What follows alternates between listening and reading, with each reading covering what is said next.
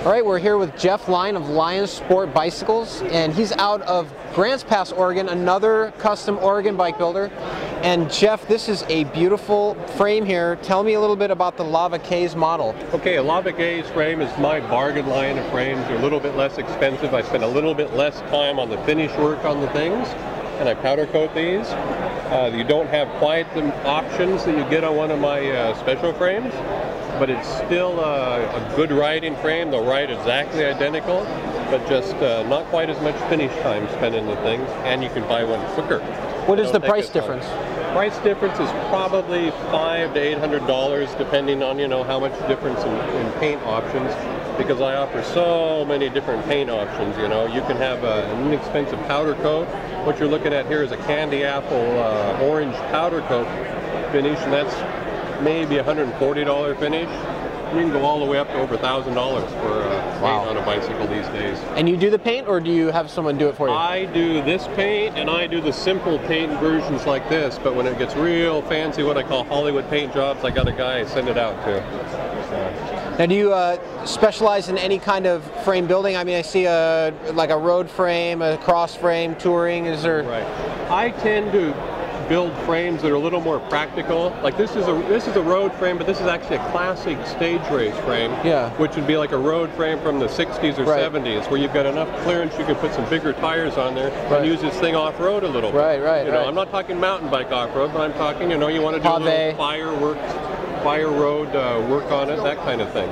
Yep. I mean, the sort of rides I like to do. I like to do what I call adventure rides. It's going to be a little bit of road riding, but maybe a little bit of dirt thrown in there. We're not going to start crying just because we've got 3 or 4 miles of gravel road to do. Right? Now, for those rides that are a little bit longer than 3 or 4 miles on the dirt, I see that you also have a cross frame here. Let's take a look at this guy. Right. Now, it sounds like you have quite a bit of respect and maybe background with the classics of frame building and the kind of the history of the sport. You bet. Well, I spent 7 years in Europe, when I was a kid, from when I was 18 to when I was 25, and I raced cyclocross over there as well. So it's like a religion there almost. You become addicted to it. And, it's just one of those things that you can't get it out of you once you start. And it wasn't until I moved back here and there really wasn't that much cyclocross going on that I kind of, okay, we can take it easy now. We don't have to do that. So has that influenced, that experience overseas influenced the way you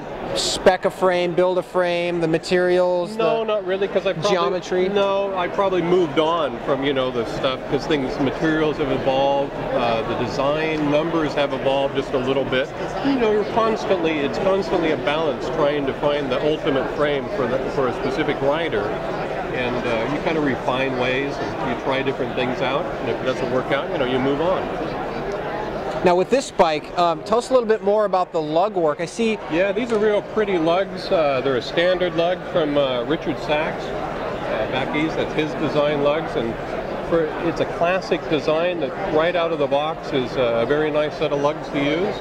Same with the fork crown there. Yeah, beautiful.